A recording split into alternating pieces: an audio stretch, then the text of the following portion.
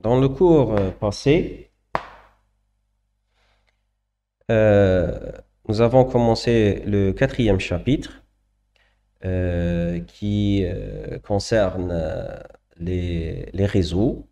Alors c'est-à-dire faire fonctionner un réseau, il nous faut un courant continu et donc il nous faut un courant qu'on doit comprendre son principe. Nous avons vu comment établir un courant, c'est-à-dire en faisant rompre un équilibre électrostatique. Et pour cela, il nous faut une différence de potentiel entre deux points. Et pour entretenir cette différence de potentiel, donc il nous faut un générateur. Seulement lorsque le courant circule dans un conducteur, il a une gêne, il est gêné, il a ce qu'on appelle une résistance. C'est l'effet résistif. C'est pour ça que nous avons un phénomène de résistance. Donc la résistance n'est pas uniquement c'est-à-dire due à un composant électronique. L'effet résistif peut se manifester dans toutes les situations. Seulement, dans certains cas, il est si faible qu'on peut le négliger. Et dans d'autres situations, il est suffisamment important pour le mettre en relief. Alors, la dernière fois, nous avons établi une relation pour un conducteur. Comment calculer sa résistance à partir des éléments qu'on connaît, notamment la nature le conducteur, donc qui se manifeste par une propriété interne qui est la résistivité, la longueur du conducteur et la section. Et nous avons établi que vous pouvez calculer la résistance pour n'importe quel conducteur si on connaît bien sûr sa nature, il a aluminium, il a cuivre, ou il a n'importe quel métal, fer, par la relation R qui est égale à ρ fois L sur S. C'est ça. Et nous avons dit que cet effet peut être significatif si, bien sûr, l'un des trois éléments devient important. Par exemple, si nous avons des câbles très très longs, alors là, la résistance TAM, elle n'est plus négligeable. La nature de la matière et la surface de la section. Alors, je prends par exemple un exemple que... Donc, là, on a par exemple les sections, les câbles, mais qui existent sur le marché, le 1,5, le 2,5, c'est-à-dire en millimètres carrés, bien sûr, le 4, le 6, le 10, et ainsi de suite jusqu'au 150. Et là, on a la puissance en kilowatts que vous voulez utiliser. Alors, tu as des câbles, ou tu dépanner des câbles, pour nmشي une machine ou nmشي dar. Et bien sûr, ce qui lui correspond comme courant par rapport à une différence de potentiel qui est de 130 volts, à peu près. Et donc, plus le câble est long, c'est la longueur de le câble, plus l'effet résistif devient important, plus راح يكري لك une chute de tension اللي راح تخلي لك l'appareil اللي راح تمدلو ما يقدرش يمشيه. Donc je prends un exemple, le câble ال 1.5, tu peux utiliser 100 mètres منه باش تبرونشي الواحد à condition qu'il ne dépasse pas une puissance de 500 watts. Donc, نتا كي واحد يقول لك ديبانيني يعطيني électricité من دارك ولا من quelque part. La première question en tant que spécialiste, vous devez vous lui poser شحال la puissance اللي راح تكونسوميها. ما تقوليش راح تبرونشي كاع الدار إلا سلفت l'électricité par exemple, c'est pour quelques utilisations. Sauf إذا عندك la capacité باش تمدلو plus. Donc, il a quelque chose qui ne dépasse pas la puissance totale qui ne dépasse pas les 500 watts. Bel 1.5 bark تقدر تعطيلو jusqu'à 100 mètres. Maintenant, si يقول لك non أنايا عندي معاه d'autres appareils راح يمشوا كذا, ça peut la puissance arriver jusqu'à 1 kg. Alors 1 kg بال 2.5, tu ne peux pas dépasser les 60 mètres.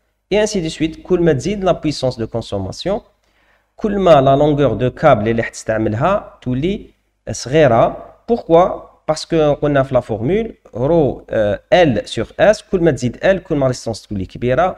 Et donc, l'effet, il va faire une chute de tension suffisamment conséquente pour perturber le fonctionnement de l'électricité. Le câble va chauffer بزاف et il risque يتحرق ou il sera problème court-circuit, ainsi de suite. Donc, beaucoup de gens négligent le facteur ou ils diront n'importe quoi, un branchement n'importe quoi, sans être étudié, et ça va finir par faire des incidents. Donc, je prends par exemple, si quelqu'un a des climatiseurs, plus une machine, plus, je sais pas, ou il a une machine, un atelier ou là, qui a une puissance de 4 kg. Alors, 4 kg, tu dis la distance de la source d'électricité. Je prends par exemple 4 kg. Alors, 4 kg, tu peux te brancher carrément بال 1.5. يلزم تكبر في la section. S يكون كبير باش تنقص la distance des câbles. Et donc, il est juste le 2.5, tu as un maximum de 21 mètres. إذا كان عندك la possibilité de faire mieux, donc تطلع لل 4 باش تقدر توصله jusqu'à 34 mètres ولا plus 34 mètres pour une puissance de 18. Bien sûr, il a في الزيادة خير. Plus يكون la résistance تاع le câble faible, donc négligeable, plus c'est mieux, et donc tu vas pas dissiper beaucoup d'énergie les câbles, et la chute de tension, la puissance اللي حتوصل la machine ou le consommateur sera moins. Et ainsi de suite, عندكم هكذا un tableau qui tient compte des normes imposées en électricité, donc en électricité usuelle. Tu peux faire un raccordement entre une machine, une consommation par rapport à, bien sûr, à une source d'électricité. Bien sûr, je tiens à préciser que les hados sont faits selon une norme donnée. Les normes de certains pays peuvent être différentes, donc ils peuvent avoir d'autres considérations. Donc, je disais que nos fils peuvent manifester des effets résistifs. Donc, dans le cas général, on s'arrange pour que la résistance du fil soit suffisamment faible dans un circuit. Dans toutes les situations, on va négliger la résistance des fils. Ou au pire, on va la matérialiser le circuit par une petite résistance. Donc, les résistances les dans le circuit, c'est des résistances qu'on va les mettre.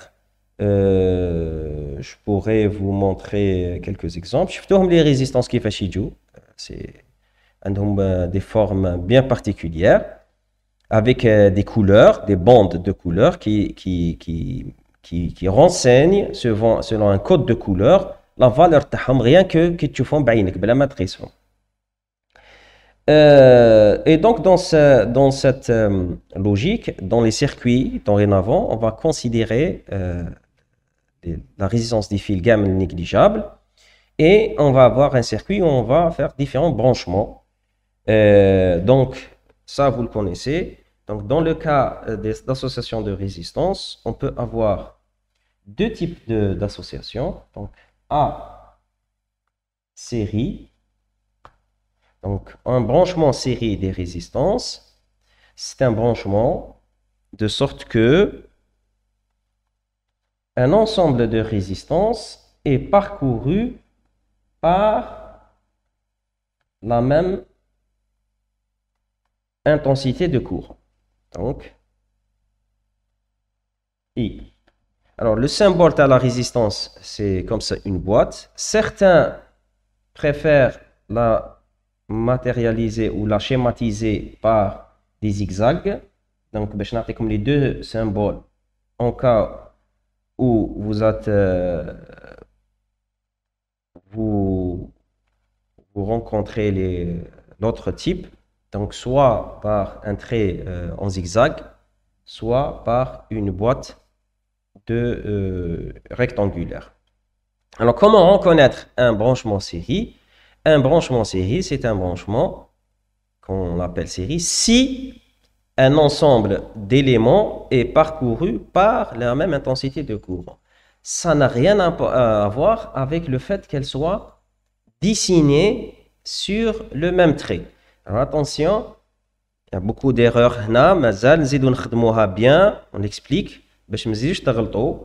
Je prends un exemple. Si je prends un circuit qui a cette forme-là,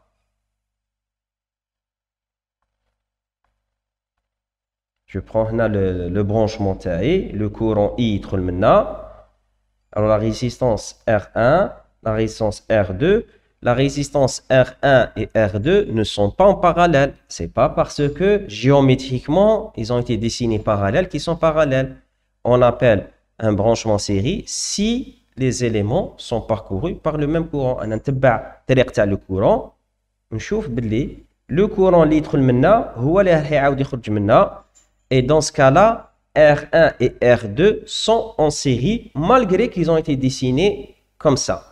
Donc, les types de branchements, ce que j'ai constaté par occasion.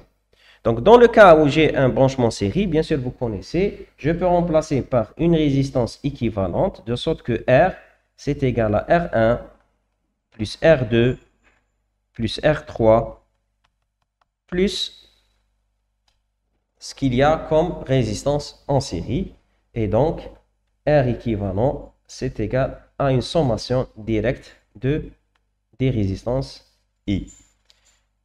Et ça, vous le connaissez, et c'est l'inverse, enfin, la méthode, elle est l'inverse des capacités, puisque les capacités en série sont calculées par la somme des inverses. B, parallèle, branchement parallèle. Mais branchement parallèle. Alors, dans le branchement parallèle, comment identifier un branchement parallèle? Ce n'est pas par rapport à la géométrie qui m'a coûté en colcom, mais un branchement parallèle, il faut toujours se poser la question,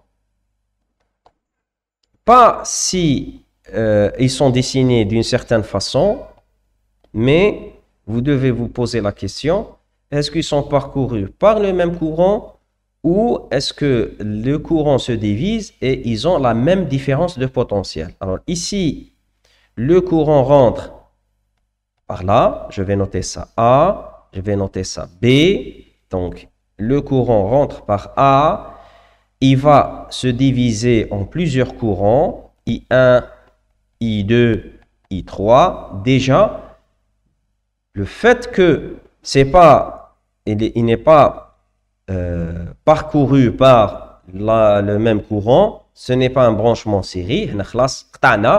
Est-ce qu'il est parallèle ou n'est pas parallèle? On identifie un branchement parallèle si les éléments sont soumis à la même différence de potentiel. La même différence de potentiel. Je place mon voltmètre ici, j'ai la même différence de potentiel au bord de chaque résistance.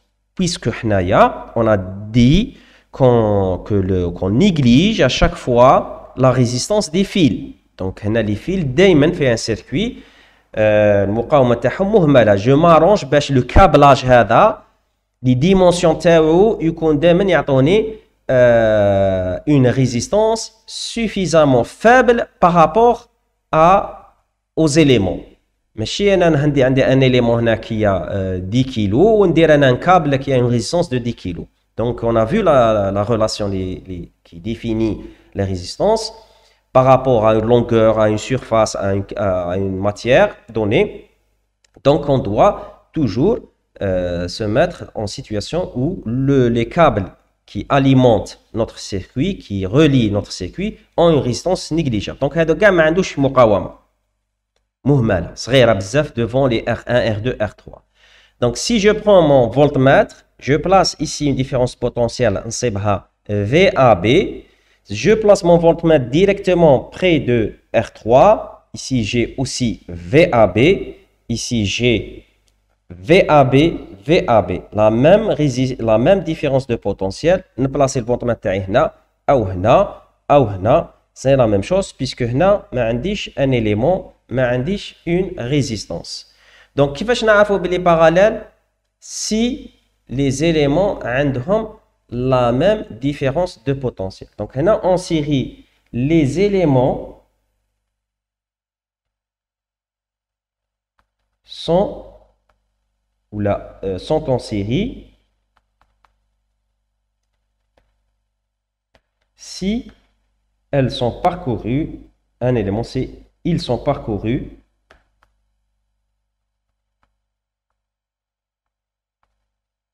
par le même I.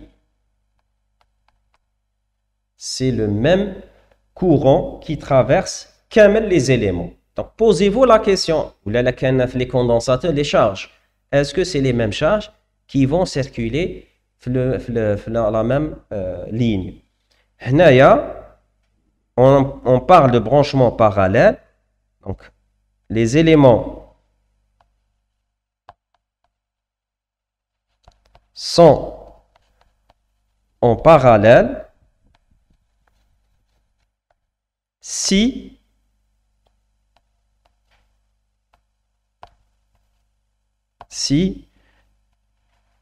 ils ont la même différence de potentiel. Donc la même DDP. هذا هو كيفاش on peut كيما حنا نقولوا identifier est-ce que عندي les éléments تاعي en série ou là en parallèle. Et bien sûr, un branchement parallèle se calcule par l'inverse. 1 sur R équivalent égale 1 sur R1 plus 1 sur R2 plus 1 sur R3. Donc nous avons plus 1 sur bien sûr R à chaque fois Zido si vous avez d'autres éléments qui sont aussi en parallèle.